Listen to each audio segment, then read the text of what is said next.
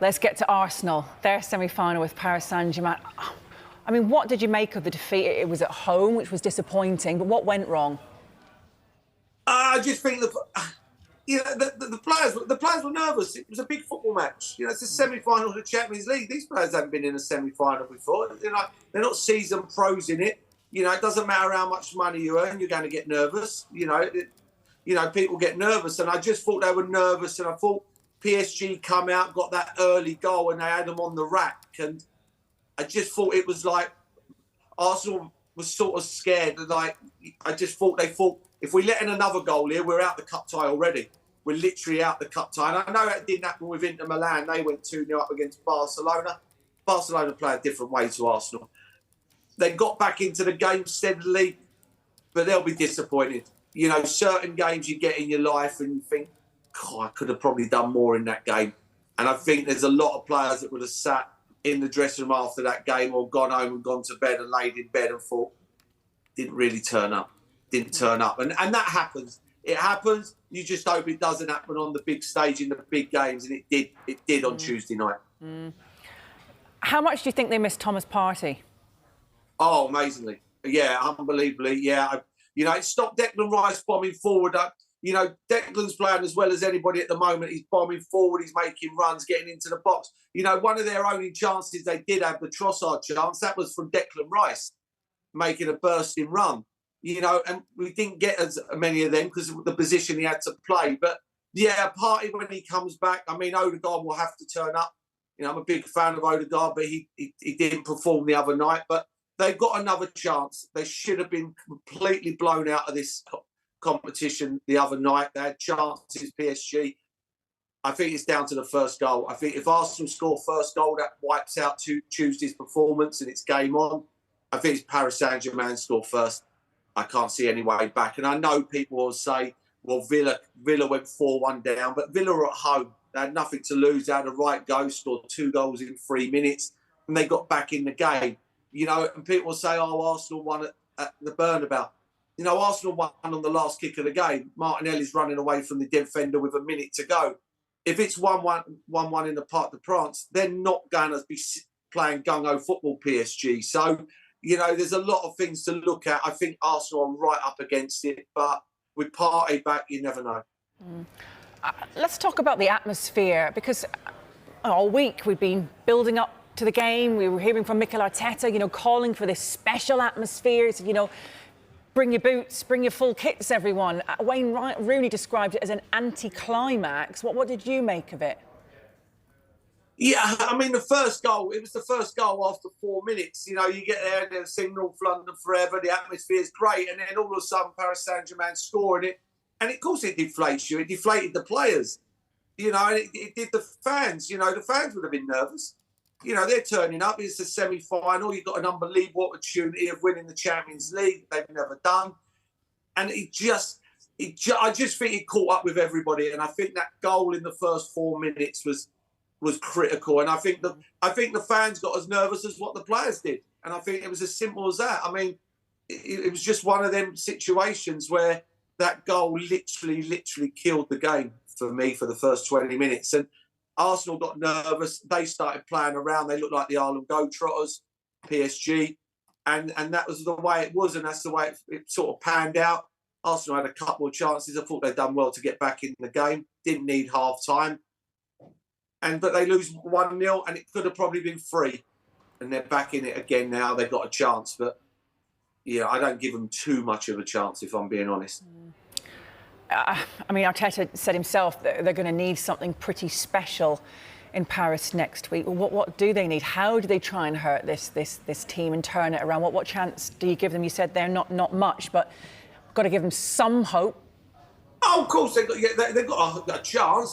They're a good team, Arsenal. They don't become a bad team overnight. You know, I see PSG destroy Liverpool, but still lost the game.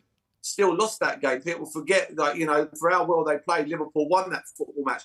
They don't have to, because they've only lost 1-0, they don't have to go and score that goal in the first 10 minutes. I think as long as they can get through the first 20 minutes and keep it quiet in the Parc des Princes, because it will be an unbelievable atmosphere.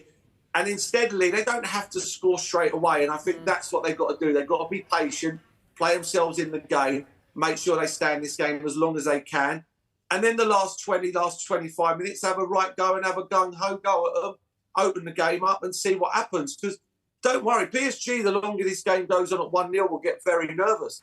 You know, they got an unbelievable opportunity of winning the Champions League where, with the players they used to have and the talent, we never really thought they could win it. And now they will get nervous. So I think Arsenal have to stay in the game. I think the first 20 minutes again is very, very important. I think if Arsenal can get in at 0-0 first half, Stay, of course, PSG with that victory against Arsenal. I have no idea what any of these says. Let's get some reaction, shall we, from Arteta and Luis Enrique. Before the match, Declan Rice has picked up saying, if we don't have the ball, we die. Was the message from you to your players about having control about every single minute against this PSG side? You cannot. Again, this is one of the best. It's beating all the English teams, the best teams in this country. So you cannot dominate this team 95 minutes. Impossible. Forget about it. And you have to understand what means dominating them and in which area of the pitch. And we have to be very clear. Again, what we have to do, where, and when we cannot win it, okay, make sure that we take the game when we won. Creo que hoy se ha podido ver a muchos jugadores rendir a un alto nivel. Gran trabajo defensivo de los puntas. Gran trabajo defensivo y ofensivo de los mediocampistas, gran trabajo defensivo general de todos. No puedes venir a jugar a casa del Arsenal un rival de este nivel y no empezar a cuestionar o empezar a valorar cuántos esfuerzos haces. No, esfuerzos máximos con y sin balón. Creo que hemos mostrado una versión muy buena con balón, con mucha personalidad, y una versión todavía incluso mejor sin balón. We are half-time, and my message has been exactly the same. Post Real Madrid at home, 3-0. Is we have to go to Paris and win the game, and we are more than capable of doing it because I saw two very good teams where the margins are so small, and they had efficiency in front of the goal, and their keeper as well made a difference to see the result that we've seen tonight. PSG, no surprise, big favourites for that 1-0 lead going into the second leg next Wednesday in Paris. Gab Marcotti still with us. Gab, what's the reaction from the English media been like to this? I haven't really read the English media, so I wouldn't That's know, fair Dan. enough. That's fair enough, Gab. Really This is like me in Spain. You're in London. Who cares what they think? But I think, I would imagine they were completely impressed. It's nothing new because they saw Paris Saint-Germain turn it on like this against Liverpool as well over the two legs. Obviously, apparently understrength Arsenal like this, there's only so much they could do.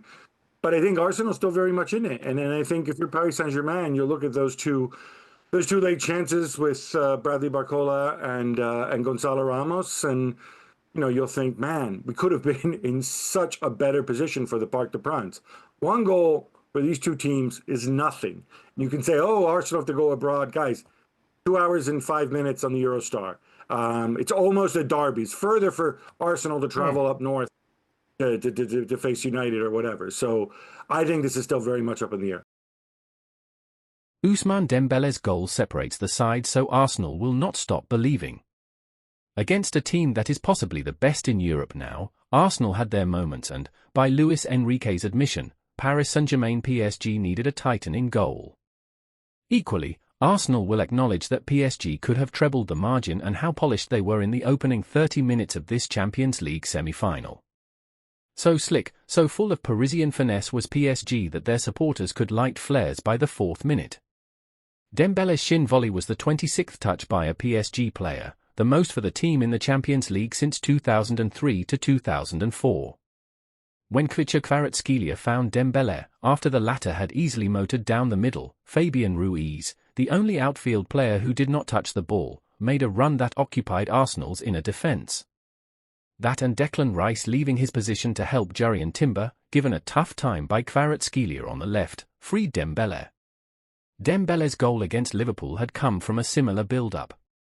Then it was Bradley Barcola on the right who had helped him. Dembele can drop deep, leaving opponents guessing whether they should risk losing their shape in following him. Given the freedom to roam the pitch, Dembele ghosted into where his full-backs would be, was part of the midfield double pivot and would drift inside to make space for overlapping runs. All of these when he was not a false nine, that is. In that role, he often triggered the press, and so good were PSG at swarming Arsenal that David Raya was often forced to launch the ball. The transformation from when PSG forwards shirked defensive duties is complete. This was Dembele's first goal in 7 matches, but that his tally stands at 25 goals in his last 25 matches in all competitions tells you how prolific he has been for most of the year. Bring your boots, Arsenal manager Mikel Arteta had asked, urging supporters to make it as difficult as possible for PSG. They tried. Arsenal Emirates roared with Arsene Wenger and Ian Wright in the house. Ask anyone who has been there and they will tell you that it is a growl that rises from the bowels of the stadium into the sky. It is difficult to play in that atmosphere, which was incredible, said Enrique. The early goal helped, the PSG coach said, but play PSG did. Marquinhos tested Raya with a header via an Achraf Hakimi delivery. Kvaratskhelia nearly wriggled past 3 before Timber's arm brought him down, but the referee said no penalty. Dembele found Desire Doe, again Ruiz making a run that distracted Arsenal, whose shot Raya saved. Then Kvaratskelia's shot was saved by Raya. It brought back memories of Italy dominating Germany in the 2006 World Cup semi-final. After the quarter-final, Gennaro Gattuso was asked if Italy would find the atmosphere in Dortmund intimidating, and the midfielder had said that it wouldn't matter once they were on the pitch. Like Germany that night, Arsenal were denied the ball.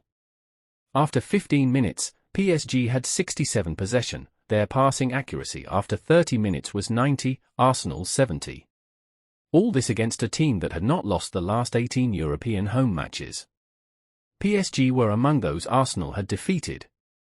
This will be different, Enrique had said. It showed. PSG pressed hungrily and were compact in defense, both of which complemented a squad brimming with technical and tactical excellence. This is a team where everyone knows what to do and what their mates will do. There were times when Ruiz was centre forward, and when PSG once broke from an Arsenal corner kick, it was led by Hakimi, the right back, who